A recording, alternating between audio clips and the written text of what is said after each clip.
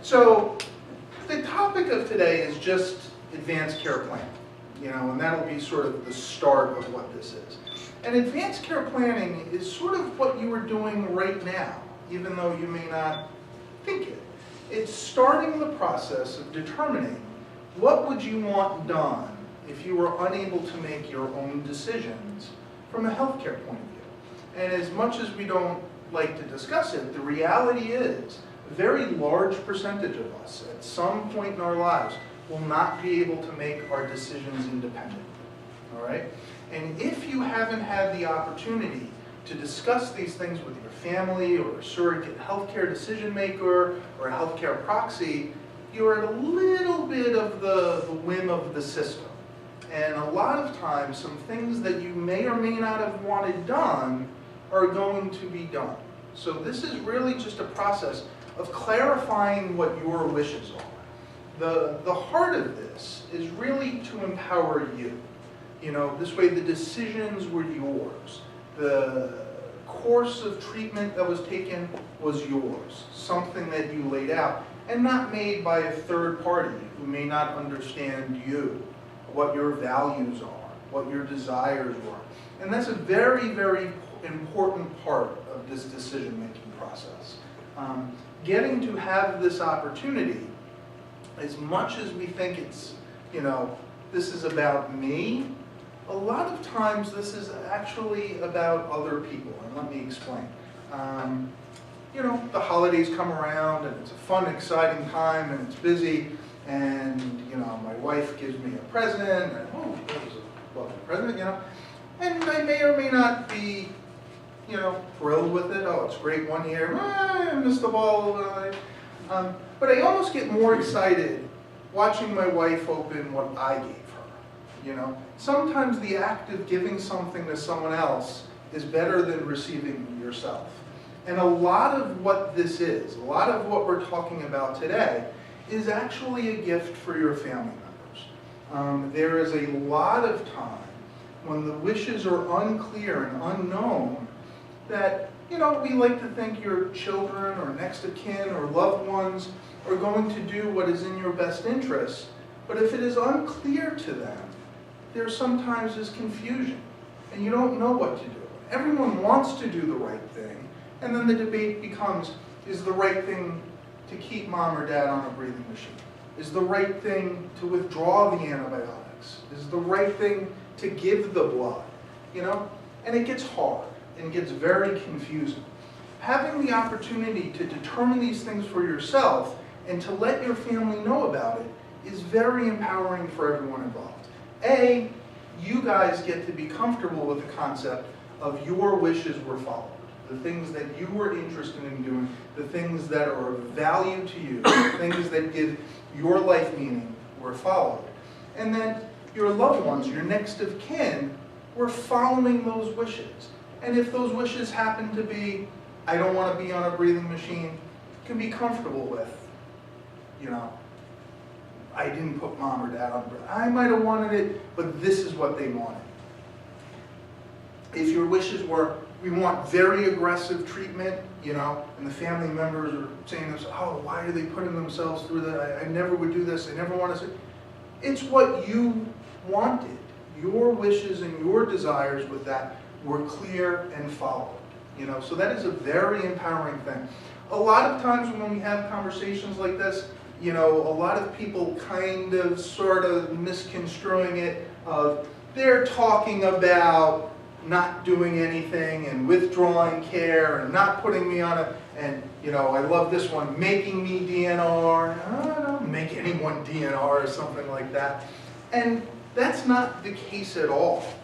The case is you clarifying exactly what it is that you wanted. And believe me when I say this, I find both sides of the coins being equally difficult if the wrong thing was going on. We see patients who are, receiving very aggressive treatment at the end of their life, chemotherapy to the very end, or breathing machines to the very end, that it's kind of clear that's not what they wanted, but it wasn't fully expressed, and then it's kind of mandated that that level of care goes on, and all the confusion. and you say, you know, at the end of the day, there's probably a degree of dissatisfaction with the care in that. There's just as much dissatisfaction on the other side of the coin. If someone's desire was, you know, listen, I'm a fighter, and I want to be on antibiotics till the very end, and I want to be on the breathing machine till the end, and I want to get chemotherapy until the end. If you know, didn't receive that level of care, there's frequently just as much dissatisfaction.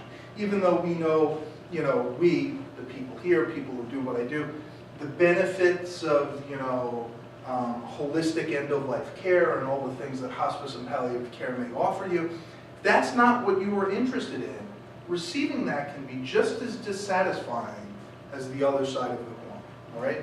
So the first big takeaway of this is it is about you. It was about your desires, what you wanted, clarifying your values, having that discussion with your family.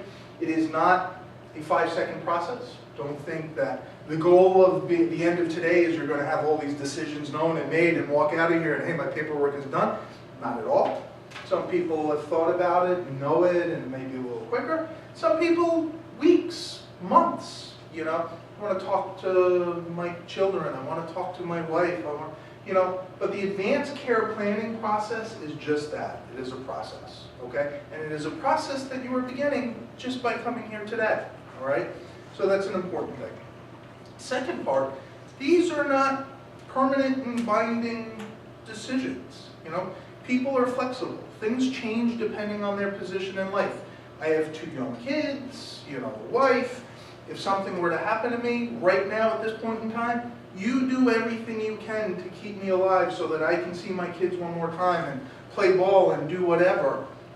Down the road, may not be the case. I mean, I've lived my life and I've seen my kids grow and I've had the satisfaction. And if I'm not able to do whatever it is, eat ice cream, watch the Giants, you know, pick the thing that is important to you at that period in time, I wouldn't want all that aggressive care. So it changes. You know, right now, full steam ahead.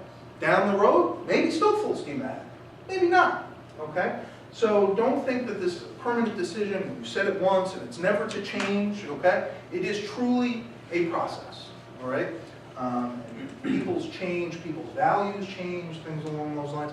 So it is not final, binding, determining, all right? It may be variable. Don't think you can ever revoke decisions or change proxies or things along those lines. So that's the general overview. Now I'll give you a little bit more specifics of some of the documents we talk about and some of the lingo that we use, and then throw it up to the room, all right? Some of you know this, people that have seen you before. It is very easy for me to look down and start talking and not to look back up again for another hour and gotta chop myself, otherwise the important people won't get the words in, all right? The next part is just what is an advance directive. So an advance directive is a document that sort of lays out these value decisions that we talked about. I would want CPR, I wouldn't want a ventilator, I would want antibiotics. More important, you know, of all those individual decisions, perhaps the most important part of this is usually designating what's called a healthcare power of attorney or a healthcare proxy, a substitute decision maker. I wish us in medicine could get our heads together and come up with one term for it instead of using the 50 different things that are out there. But they're all really the same thing. They're the person that you are designated to make decisions for you if you are unable to verbalize them yourself. All right? And that can be a loved one, a friend, someone you're close with, hopefully someone who shares your values, that they'll understand it a little bit better. But more importantly, someone that you have discussed this with. Hey, if something really happens to me, this is what I'm interested in, this isn't what I want, you understand where I'm coming from, please make sure that this is what happens, so that they have an understanding of what your wishes are to hopefully be able to carry out to the best of their abilities and to the best of their clarifications, okay? They all